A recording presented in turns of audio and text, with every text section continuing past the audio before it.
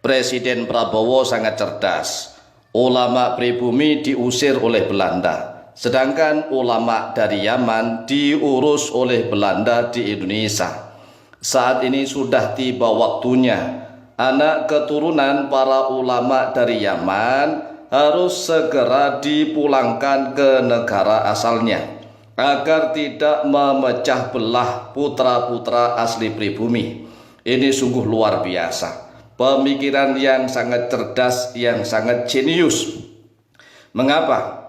Karena sama-sama ulama sebagai pemimpin agama umat Islam di Indonesia, namun diperlakukan sangat berbeda oleh pemerintah Hindia Belanda.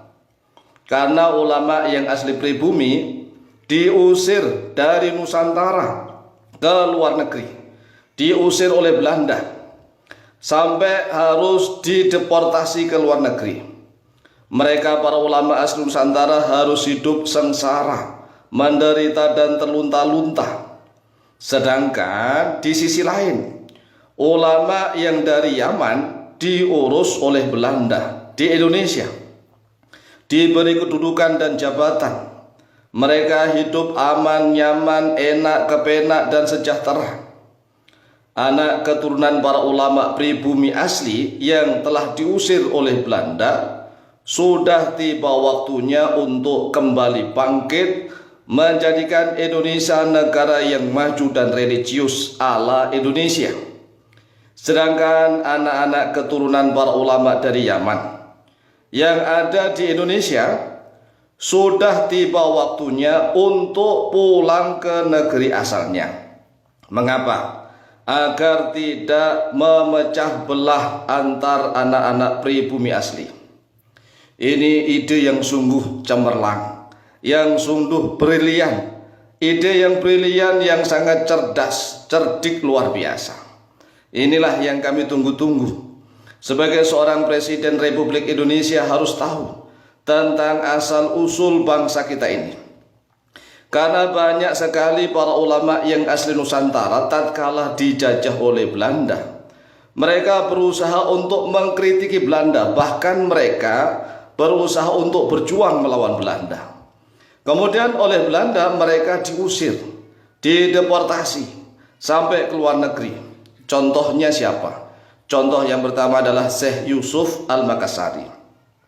Syekh Yusuf Al-Makassari berjuang melawan Belanda di Makassar. Kemudian ditangkap, dibuang ke Banten.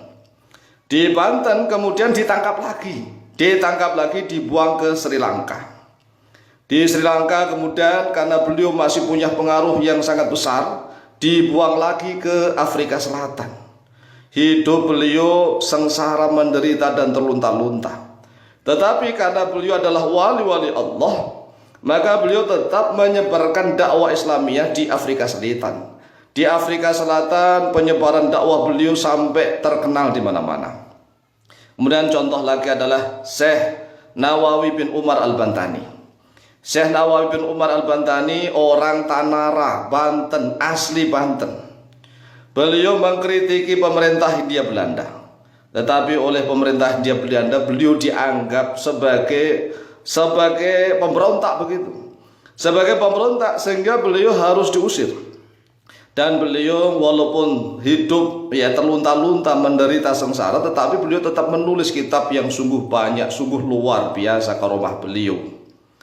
Kemudian banyak sekali lah murid-murid Syekh Nawawi bin Umar Al-Bantani ini yang kemudian bangkit berjuang di Indonesia sampai memunculkan Geger Cilegon.